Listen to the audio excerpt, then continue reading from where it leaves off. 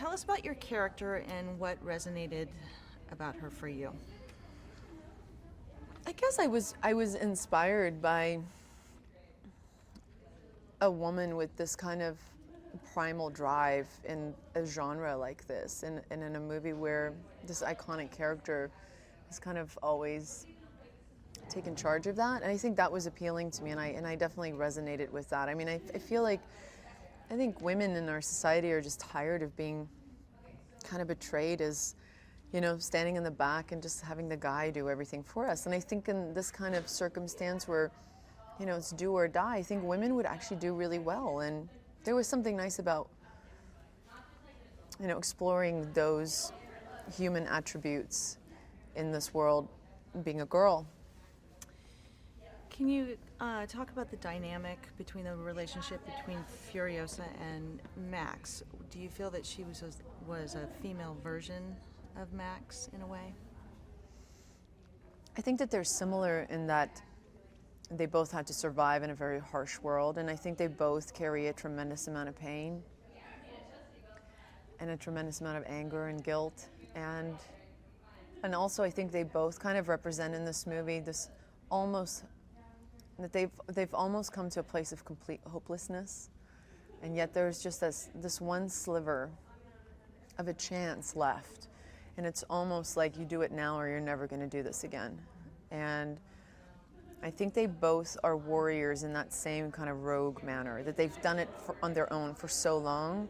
I think it makes for a really great dynamic too, because two people like that have almost lost all social graces, getting stuck in a vehicle together, and they're just like, you know, like, I don't know how to do the small talk stuff, is interesting to watch. It was great. So this film is like wall-to-wall action. Did you have to do, as far as the physicality goes and emotionally, did you do any preparation for it? Did you have to do a lot of preparation for it? Yeah, we had a lot of time. The movie had so many stops and starts that there was like a 3-year period where we were all just kind of like getting ready to make this movie, and the pot was boiling a couple of times.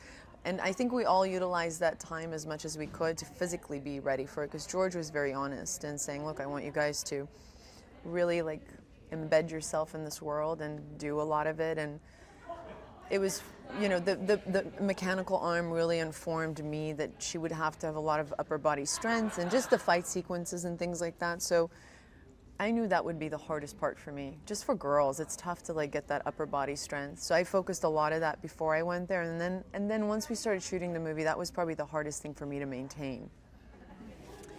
Now this film relies not so much on dialogue, but a lot on action and glances and even silence. Was that a challenge for you to do?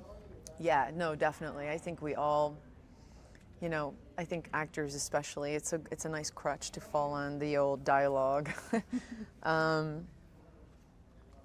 It made sense to me though, the more George talked about it and how language would be a luxury in this world.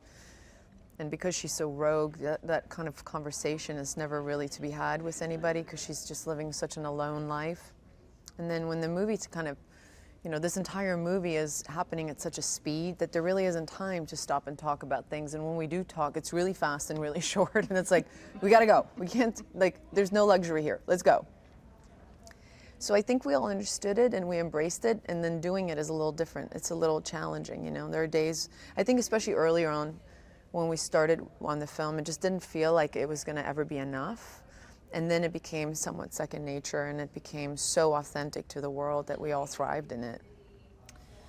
So for the Mad Max fans, and actually new fans that we will have for this film, do you feel that this film can stand alone, or do you feel that fans will be at home with this Yeah, film as well? I very much believe that. I think that this is a standalone movie. It happens to, you know, carry this pedigree and this iconic character that if you were around and you know the last 3 films, you would really appreciate all of that with this film. But if, you know, if you're a younger generation and you've never heard of Mad Max, I think that you will, that you can completely lose yourself in this and not feel lost or anything like that. I do feel like it's a standalone movie.